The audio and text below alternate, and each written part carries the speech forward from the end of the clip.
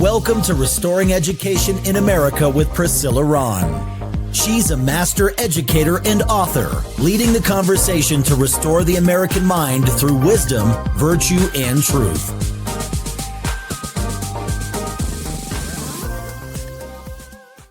Well, hello, everybody. Welcome to another episode of Restoring Education in America. I'm your host, Priscilla Rahn, and I'm so thrilled that you've decided to join the conversation today.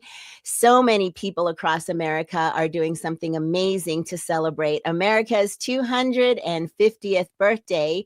Well, there's a new school that's opening this fall in 2026, America's 250th. It is called Excalibur Classical Academy, and they're opening in the Centennial area. So if you have a young child that's starting school, kindergarten through third grade, please go to their website, excaliburclassicalacademy.org. They are now doing tours and open houses for parents. Enrollment is open, so they would love to meet you.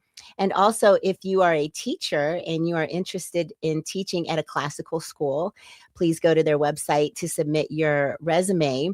Excalibur Classical Academy is a private school, and their mission and vision is restoring America's heritage by developing servant leaders who are keepers and defenders of the principles of freedom, for which our founding fathers pledged their lives, fortunes, and sacred honor.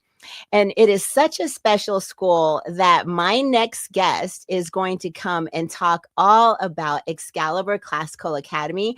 I'm welcoming him to the stage right now. Hello, Scott Anderson, the founder of Excalibur Classical Academy. How's it going? Very good. Thank you, Priscilla. I'm not the only founder. I also have my wife, Valerie, and she is co-founder. You guys are amazing, and I want to share all of the things that you are envisioning for this school. But before we get into the conversation, I'm going to share a little bit of your bio with the listeners.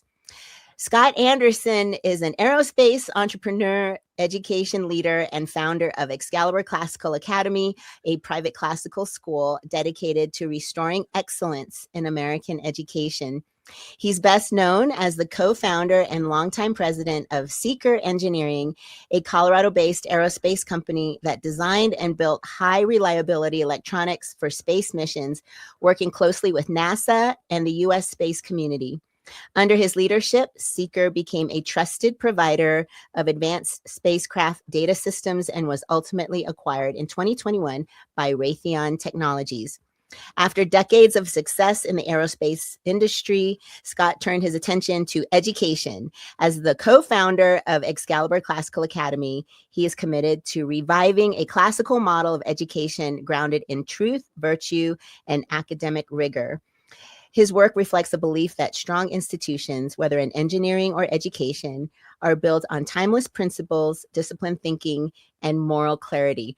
But Scott, your most important job is husband to Valerie, dad to your 3 daughters, and grandpa to your 5 grandchildren. 6 grandchildren. Six grand. Wait, you just had one, right? No, I have a step grandson who's 25. Oh, I see. Okay, but don't you have another one on the way? We do. Oh, okay. So you're going to be a little bit busy. Yes. So one of the questions I love to ask grandparents is, what is your grandpa name? It's Guga. Guga. Okay. I haven't heard that one. So you get the ding, ding, ding, ding. You get the prize for the most original grandpa name. Yes. Yeah.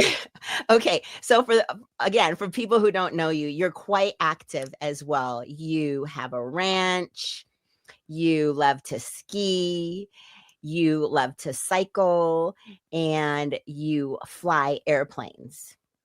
Now, the key word there is love. Very passionate about anything on the outdoors.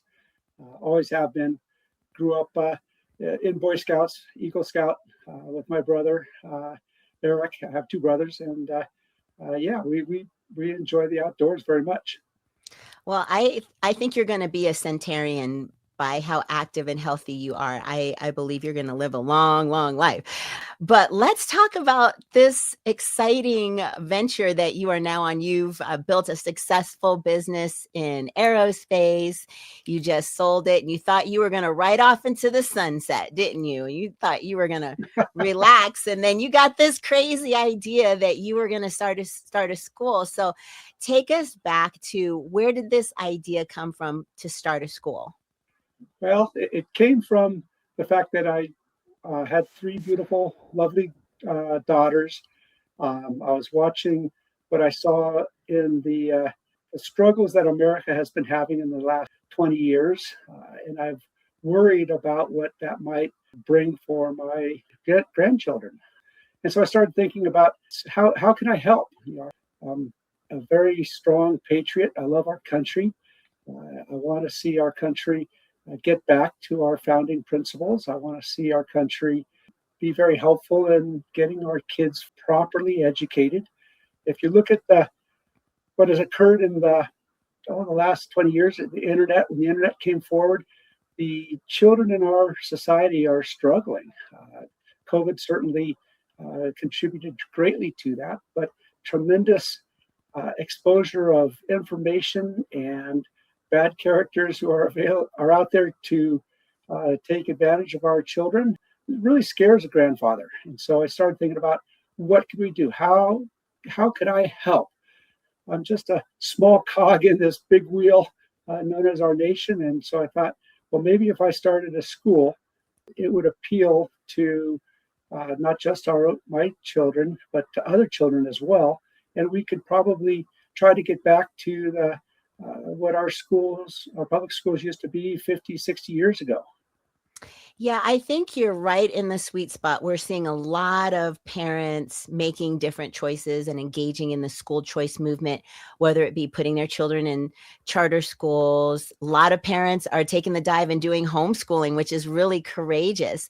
And you're kind of right in the middle between homeschool option and charter school option. You're opening a private school that is going to help parents have another great option. So you've looked at a lot of different models in classical education, and you landed on this lyceum with John Adams Academy. What was it about John Adams that really appealed to you?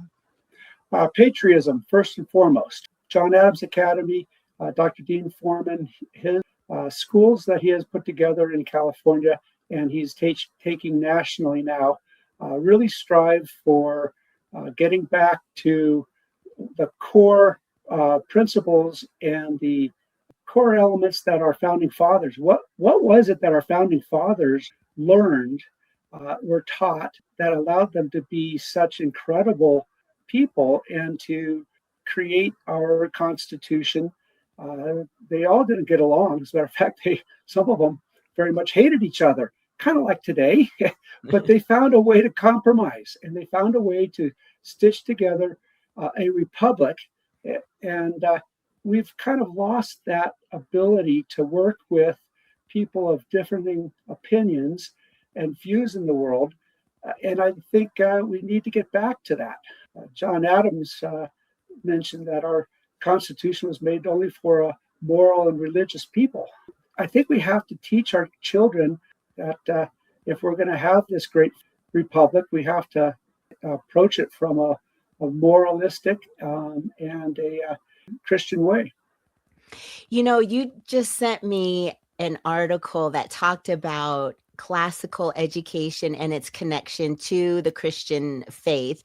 And there are many, many different models of classical education, but the article was making an argument for making sure that we keep that Christianity as part of the classical education. And you mentioned our forefathers as they were creating our documents. And when we read it, it talks all about our inalienable rights. Well, where do those rights come from?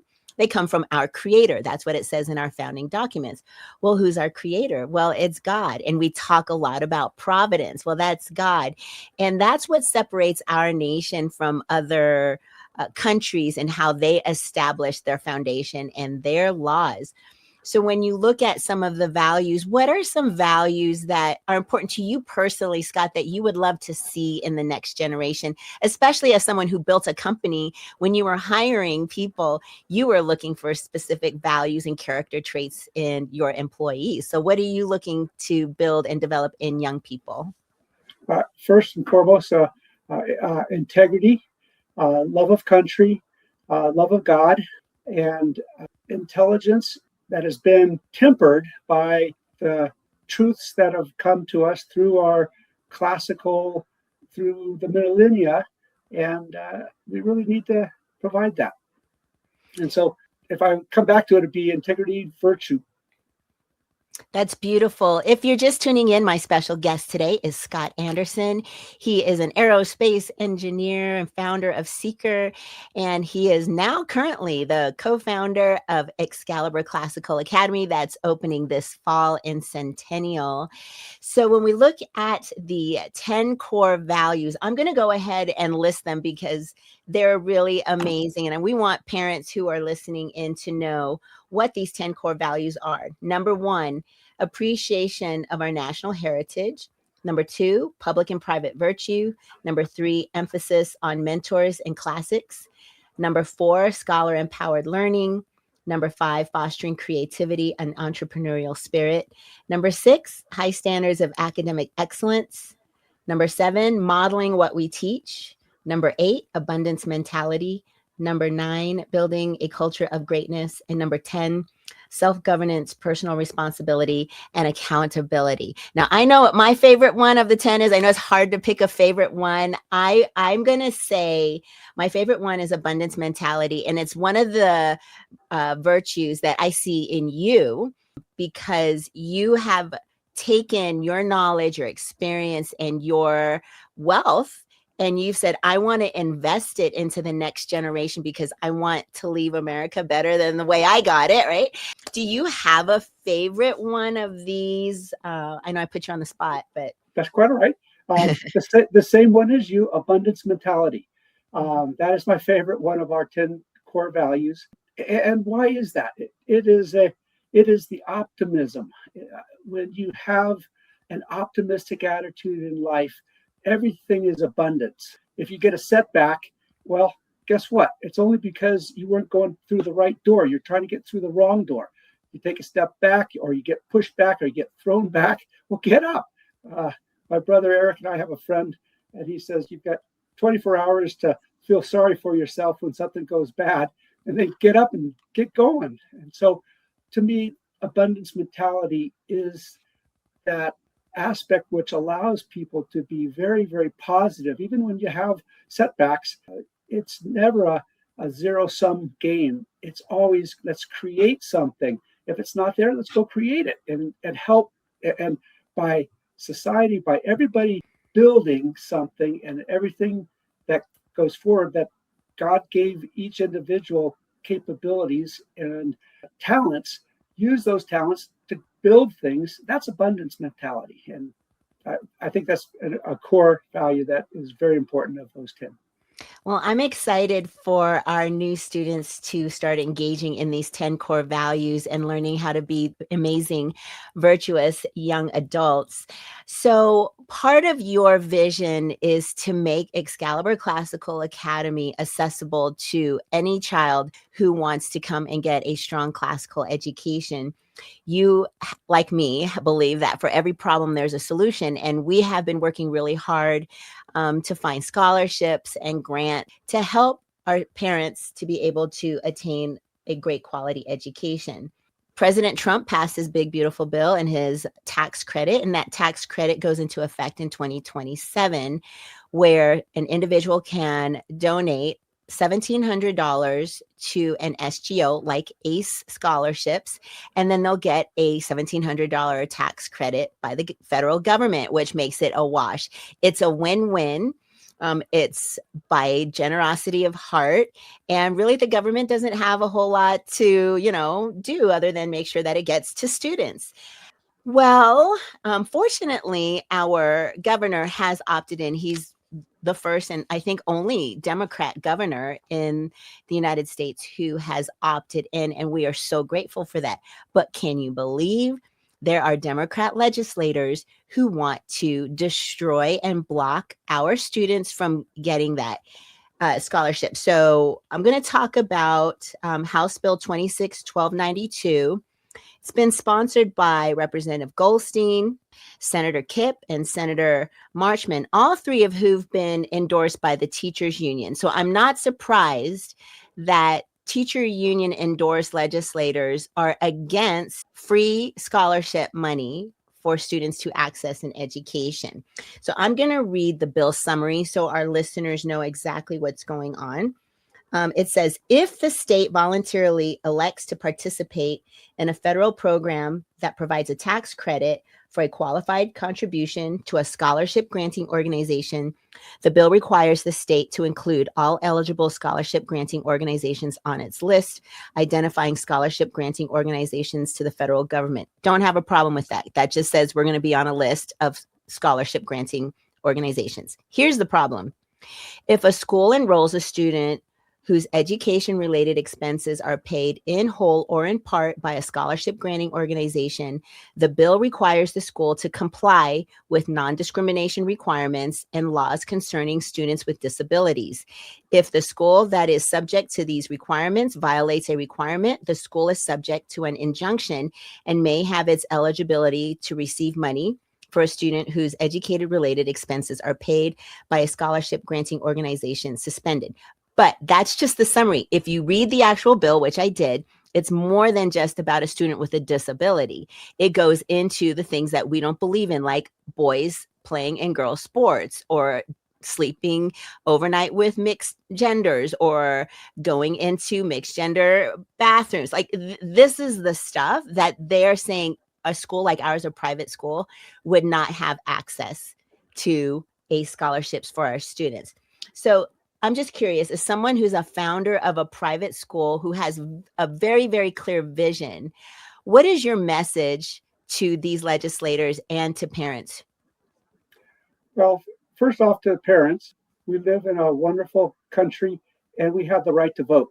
So get out there and vote if you don't like this type of a law being circulated and drafted, and hopefully it does not get to the governor's desk. It is a bill that is certainly not part of that abundance mentality of all schools being welcome and encouraged in Colorado. I have no problem with people going to public education, public schools. I also don't have problems with people homeschooling. I don't have problems with people going to charter schools. I don't have problems with people going to private and Christian private schools. Why people have to be nasty to some portion of the school choice movement, I don't really understand that. So I would encourage people who are voting to pay attention. Let's see if we can encourage these legislators to change their opinion. That is a beautiful way of explaining it. It's called freedom. And there is no proper role of the government in education. It's not in our Constitution. It was originally never supposed to be the role of the government to educate children. But now here we are, and they're just going haywire down at the Capitol, trying to block every opportunity for parents to choose where they want to go to school. And you're 100% right. I think if a parent wants to send their child to a public school, they should have a right to do that. But it does feel discriminatory against a certain population who want to have a specialized educational opportunity and environment for their children, because those are our individual rights. And so, yes, I would encourage teachers and parents who are like-minded to pay attention to when this bill is going to be heard in the Education Committee and go and testify. But it would be good to go ahead and reach out to these legislators. These are the people that are on the Education Committee right now. Representative Megan Lukens, Representative Mary Bradfield, Lindsay Gilchrist, Dusty Johnson, Tammy Story, Matthew Martinez, Ava Flavno, Eliza Hamrick, Jackie Phillips, Jennifer Bacon, Lori Garcia Sander, Anthony Hartsook, and Katie Stewart. These are the members on our state education committee who need to hear from us so that you're right. It doesn't go past committee. And if it does get to the floor, we'll need to speak out and say, these are not the type of laws that we want in Colorado. They're really absolutely too extreme. So you helped, Scott, get SEAKR Engineering a national prominence and later sold to Raytheon Technology. So what lessons from building a high performance engineering company have you applied to building a school? There's a lot of similarity in how I started SEAKR Engineering and what we're doing now in starting this school. And it starts with determination, and there's a lot of hard work, and you just got to keep at it. That's the big thing between the two. There's sacrifice. You have to make sacrifices to get a school like this going. I'm very hopeful that we'll be able to draw upon the education freedom tax credit to help our students reduce their tuition to come to our school. And that's a battle for the future. But getting this thing going has been an interesting adventure. It started 2 or 3 years ago, multiple hurdles over the last few years as we've been slowly getting there. Finally found a building. That building wasn't quite right. We walked away from it, looked at a few other buildings. I was getting kind of frustrated because I couldn't quite find the right building for the school. And so I said, nuts, I'll take another path. Let's try something else. And lo and behold, I went out and I had hired a headhunter and helped me find a headmaster. And lo and behold, Priscilla Rahn came forward as my headmaster for our school. And a week later, the building showed up. And so that's providence, I tell you. I love that. That's our new favorite word, providence. It's like everything's kind of coming into place, but we know, there's going to be bumps in the road, but there's so many amazing people on the team. We've got Hoshi from Galloway and her team's amazing. And we've got the Lyceum with John Adams with the curriculum, and they're amazing. And then we have Academica, who's doing a lot of the back office work, and they're amazing. And so we're really starting to rock and roll. Oh, and Scholar Lead is helping us with some of the online social media marketing. And so, we're building this team. You've done this before. You're a master at it. And we just want parents to be encouraged that come and take a chance on us. We're a new school, but we already know what our community is going to look like. And we want our parents to help us to further develop it. That's the beauty of opening a new school, is that all of our new parents can help us develop what is that culture going to look like even further. We want parents to come in and volunteer, grandparents to come in and read. We want outside mentors to come in, and we just have so many opportunities to build our dream school. And it's right here in the Denver metro area. We're so close, right off of Dry Creek and I-25. So if you know where Maggiano's Little Italy is, then you or Top Golf, depending on what you like to do. We're between Top Golf and Maggiano. So we have a lot of great ideas. So our students are going to engage in humanities, mathematics, physical education. They'll also have free play time in addition to the calisthenics and the Olympic style physical education. They'll have music and art every day, as well as Latin, science, and we're going to have a garden where the students will be able to learn how to grow food. It's just a wonderful model. And then on Fridays, we'll have a half day where our mentors will engage in the Junto, that's spelled Junto, where we'll engage in the Socratic method. We'll read, we'll discuss, and then we'll write about the things that we learned. And so it's a really, really rigorous, elevated educational environment that we're excited about. We talk multiple times a day. Like, we can't stop talking about this school. We want the fall to be here, and we want kids. So I think it's important to point out that we're not starting from scratch. We're actually franchising an existing successful classical curriculum from the John Adams Academy through the Lyceum to a third party that we have licensed the IP that John Adams Academy has created. They have 5,000 students. They have a very, very successful program, and the children that are coming out of that program are just stellar. They have a solid foundation on what is right, what is truthful, what is beauty, and that has led them to virtue and wisdom. And we're going to do the same thing. We're starting with elementary school.